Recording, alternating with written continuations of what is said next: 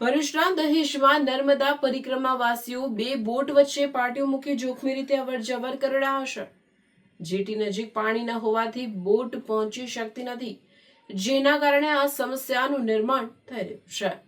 નર્મદા પરિક્રમાના દક્ષિણ તટ પરના અંતિમ પડાવ એવા શ્રી રેવા સંગમ તીર્થધામ વમલેશ્વરથી હોડી દ્વારા સામે કાંઠે ઉત્તર તટે આવેલા મીઠી તલાઈ ખાતે પરિક્રમાવાસીઓને ઉતારવામાં આવશે, પરંતુ ઉત્તર કાંઠે આવેલ નર્મદા પરિક્રમાની જેટી આગળ આશરે 10 થી 15 ફૂટ જેટલું પુરાણ થઈ જવાથી મોટી ટ્રોલર બોટને તરવા માટે જરૂરી 6 થી 8 ફૂટની ઊંડાઈ પખવાડિયાના 8મથી 12 સુધી દિવસના પાણી ઓછા રહેતા મળતી નથી, જેને કારણે પરિક્રમાવાસીઓથી ભરેલી બોટ કિનારાની જેટી સુધી પહોંચી શકતી નથી।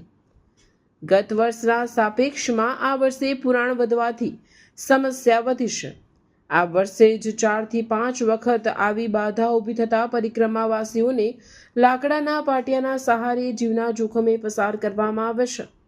આ અંગે હોડીઘાટના સંચાલકો દ્વારા તંત્રને વારંવાર રજૂઆત કરી છે કે પરિક્રમાની જેટી આગળ ડ્રેજિંગ કરી ખાડીની ઊંડાઈ વધારવામાં આવે, જેથી મોટી બોટો કિનારા સુધી લાગી શકે, અને તે થાય તે દરમિયાન વચગાળાના વિકલ્પ રૂપે રોરો ફેરીની જેટી પર બોટ લંગારવાની कायमी मंजूरी આપવામાં આવે તેવી માંગ કરવામાં આવી છે। परिक्रमा में विमलेश्वर से मीठी तलाई नाव से जाना पड़ता है। कभी कभी पानी कम होने के वजह से नाव में जेटी के पास जाना लगता है, तो एक नाव से दूसरी नाव में टेम्पररी रास्ता बना के निकलना पड़ता है। तो प्रशासन को परिक्रमावासी की एक अगवाड़ को ध्यान में रख के लेकिन सुविधा अच्छी सुविधा बनाई, ऐसे हमारी परिक्रमावासी की मांग है। नर्मदे हर नर्मदे हर। मैं कौशिक पटेल, वमलेश्वर तालुका हसवद, जिला भरूच। वमलेश्वरથી મીઠી તલાઈ પરિક્રમાવાસીઓને લઈ જવા માટે બોટનો ઉપયોગ કરવામાં આવે છે, પણ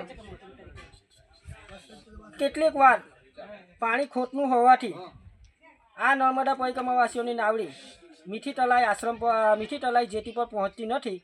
તો તેના માટે પ્રશાસન કંઈક ડ્રેજિંગ કરાવી નાવડી જેટીએ લાગે એવી સગવડ ઊભી કરે, કાં પછી પરિક્રમાવાસીઓને ઘૂઘરા રોડો ફેરીની જે જેટી છે એ જેટી પર પરિક્રમાવાસીઓને ઉતરવા માટે પરમિશન આપે એવી અમારી નાવડી ગામવાસીઓ, વમલેશ્વરવાસીઓ અને પરિક્રમાવાસીઓને એવી માંગ છે। તો પ્રશાસન આ બાબતે ધ્યાન દોરી યોગ્ય કાર્યવાહી કરે એવી અમારી માંગ છે।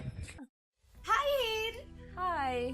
અરે કેમ, શું થયું? તારા મોઢા પર કેમ 12 વાગ્યા છે? અરે જવા દે ને, કેટલી મહેનત કરીને મમ્મી માટે ડિનર સેટ લાવી અને મમ્મી કહે કે નકરું પ્લાસ્ટિક લઈને આવી છે, હવે એક્સચેન્જ કરાવીને સ્ટીલનું ડિનર સેટ લાવવા કહે છે। હા તો એમાં શું થયું? સ્ટીલનું લઈ આવો। અરે જવા દે ને, ક્યાંથી સ્ટીલનું લાવું? આજકાલ સ્ટીલના વાસણો ક્યાં સારા મળે છે? કાં તો એ કટાઈ જાય, ફાટી જાય, કે છેલ્લે કઈ નહીં તો વળી જાય।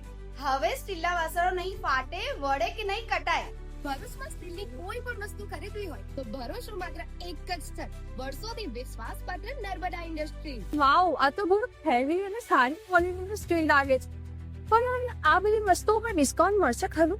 અરે આ બધી વસ્તુ તને હોલસેલ ભાવમાં મળી જશે। ભરૂચના બધા હોટેલ્સ વાળા, કેટરિંગ વાળા બધા અહીંથી જ વાસણો ખરીદે છે। માત્ર ભરૂચમાં જ નહીં પણ વિદેશમાં પણ નર્મદા ઇન્ડસ્ટ્રીના ટ્રાયપ્લાય વાસણોની ખૂબ જ માંગ છે, એટલે જ વિદેશમાં રહેતા લોકો વાસણો ખરીદવા માટે નર્મદા ઇન્ડસ્ટ્રીને જ પસંદ કરે છે। તો અમે તમારી શોપિંગ કરી લીધી છે। તમે ક્યારે આવી રહ્યા છો? Narmada industry phase 1 JITC near Narmada Nagar, Bharuch. For more information call on the given number.